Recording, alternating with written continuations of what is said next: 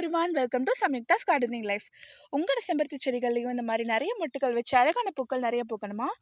அப்போது நான் சொல்கிறேன், இந்த ஃபர்டிலைசர் ட்ரை பண்ணி பாருங்கள். இந்த செம்பருத்தி செடிகளில் நான் ப்ரூன் பண்ணி விட்டேன், ஃபுல்லாகவே ப்ரூன் பண்ணி விட்டுட்டேன். ஆனால் இப்போ நிறைய துளிர்கள் வந்து அழகான மொட்டுக்களும் நிறையவே வச்சுருக்கு. வாங்க அது என்ன ஃபர்டிலைசர்னு பார்க்கலாம்.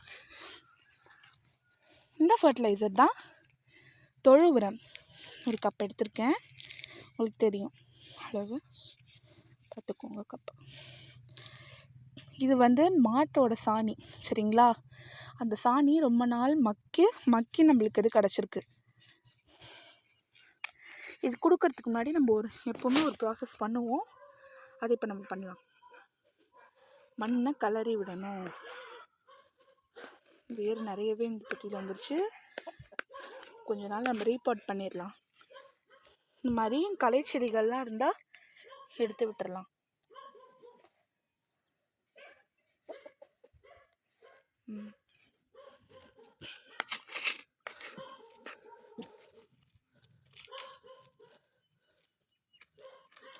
மண்ணை கலரி லூஸ் பண்ணி விட்டாச்சு. இப்போ இந்த உரத்தை கொடுக்கலாம்.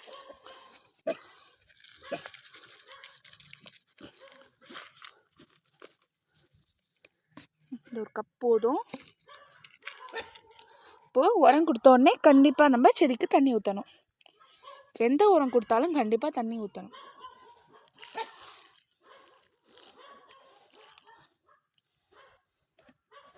பாருங்க, தண்ணி ட்ரெயின் ஆகுதா நீங்கள் எப்பவுமே செக் பண்ணிக்கணும்.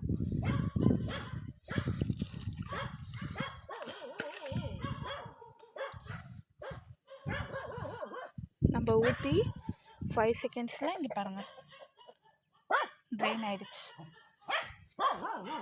உங்களுக்கு நம்மளோட சம்யுக்தாஸ் கார்டனிங் லைஃப் சேனல் பிடிச்சிருந்தா மறக்காமல் சப்ஸ்கிரைப் பண்ணிக்கோங்க. தேங்க்யூ.